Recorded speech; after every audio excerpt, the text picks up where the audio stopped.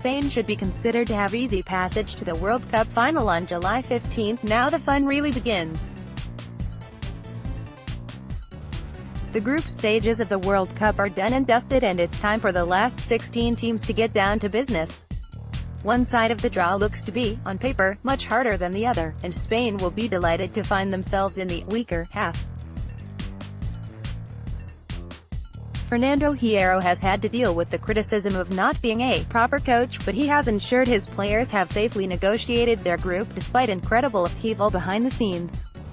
There have been some hairy moments, most notably when Morocco twice went ahead against them, leaving VAR to come to Spain's rescue. But this is normally the point where La Roja come to life.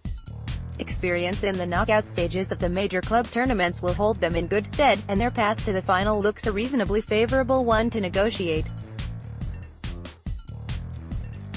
Hosts Russia will have most of the stadium and all of the locals behind them in the round of 16 clash, and in Villarreal's Denis Cheryshev, they do have a quick and able frontman whose knowledge of the Spanish game may give them a slight advantage.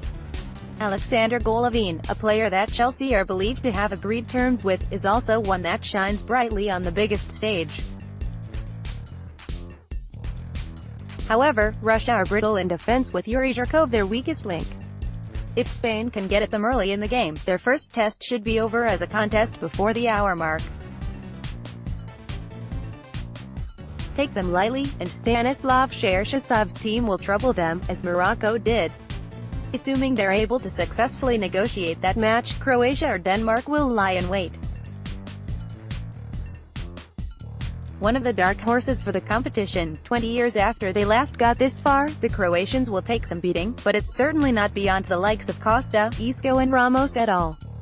The two danger men, Rakitic and Modric, are well known to the Spanish side. Neutralize those and their threat is considerably diminished. Then comes either Sweden, Switzerland, Colombia or England in the semi-final. Considering that Brazil, Belgium, Argentina, France, Portugal and Uruguay are all on the opposite side of the draw, it shouldn't really matter who Spain play by this point.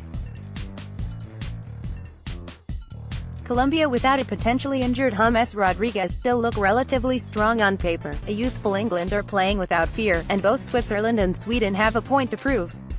All are not in Spain's class, however, and it will be a big surprise not to see them lining up in the final on July 15.